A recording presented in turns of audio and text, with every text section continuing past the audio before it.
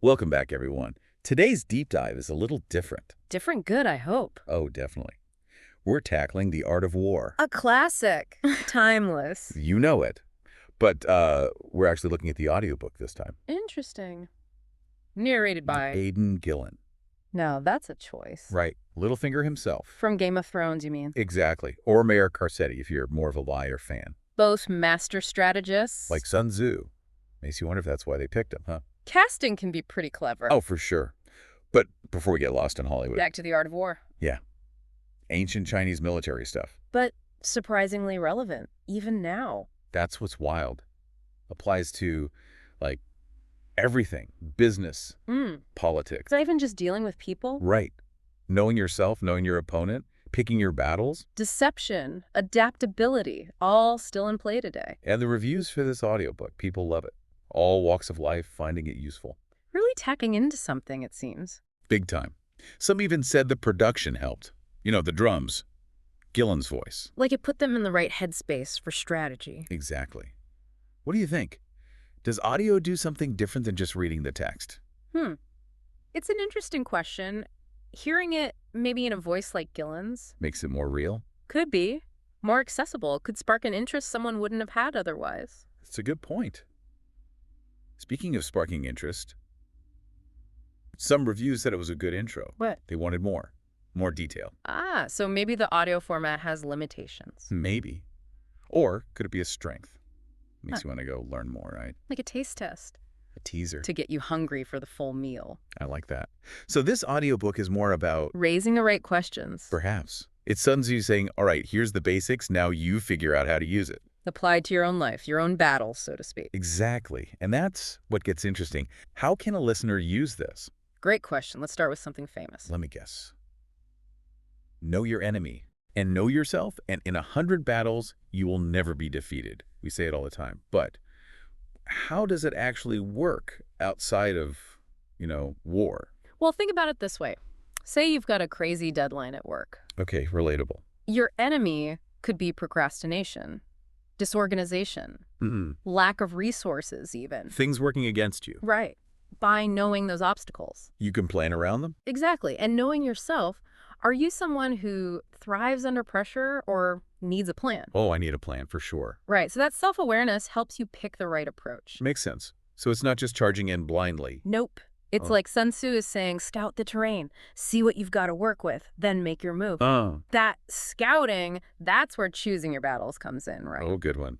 So Sun Tzu is saying, like, sometimes it's better not to fight. In a way, yeah. Sometimes retreating, regrouping, that's the more strategic move. So how does that work at, say, our crazy deadline job? Easy. Got a project that's a total mismatch for your skills. You could struggle through. You say, nope, not the best fit for me. You focus your energy where it's effective. So it's not about giving up, it's about strategy. Exactly. Like, are you going to take on every fight at work? Every argument? Oh, no way. Pick and choose. Got to save your energy for the important ones. Sun Tzu would approve. And speaking of energy, remember that adaptability thing we talked about? Oh, yeah, being like water.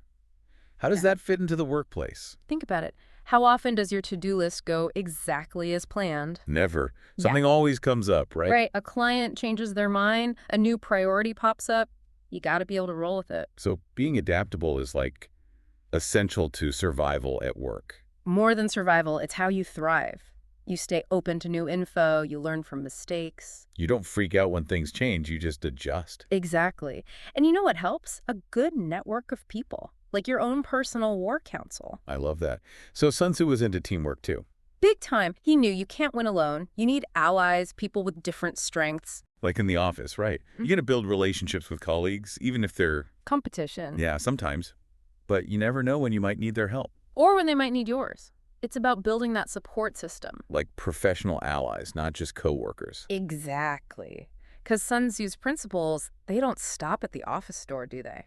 So we could use this stuff in our personal lives too. Absolutely. Think about your personal battles, so to speak. Tough relationships. Goals you're trying to reach. Oh, I've got plenty of those. Right. Well, knowing your enemy could mean figuring out what's holding you back. Like bad habits, negative thinking. Exactly. Those are internal enemies you've got to conquer. Wow, that's deep. And what about picking your battles? That seems even more important in, like, family stuff. Oh, for sure. Gotta learn when to let things slide, focus on the bigger picture. So you don't get bogged down in little arguments that don't matter in the long run. Exactly. Save your energy for the things that really count. And then, of course, there's adaptability again. Life throws curveballs, that's for sure. All the time. Plans change, priorities shift. Gotta be flexible to stay sane. Makes me think of that quote, life is what happens when you're busy making other plans. Couldn't have said it better myself. And Sun Tzu would be right there with you, nodding along. You'd be like, yep, roll with the punches, that's how you win. Exactly. And that's why he's still relevant after all these years. But it makes you wonder. What would he think about our world? I mean, we're not just talking about swords and shields anymore. Right. If Sun Tzu were alive today, what battlefields would he be analyzing? It's almost like war itself means something different now, you know? Very true. It makes you think about the text in a whole new light. I think he'd be looking at the digital world. It's like a whole new kind of battlefield. Oh, totally. The internet, social media, it's all about information warfare now, right? Absolutely. And Sun Tzu would be all over that, Yep. figuring out how to control the narrative, how to use information to your advantage. It's like, instead of armies, we have algorithms. And they're fighting for our attention. Exactly. And the battle lines are constantly shifting. New platforms, new trends, new ways to manipulate the message. It's kind of scary when you think about it. Hmm. Makes you wonder, what would Sun Tzu do with, say, AI? That's a good one. Would he see AI as a weapon? A tool? Both? I could see him using it to analyze data, predict enemy movements, competitor movements in this case. Well, for sure. He'd be all about data analysis. But I also think he'd be cautious Gosh, just how? about becoming too reliant on it. You know, losing that human element, intuition, creativity. Right. AI can give you the stats, but it can't tell you everything. Exactly.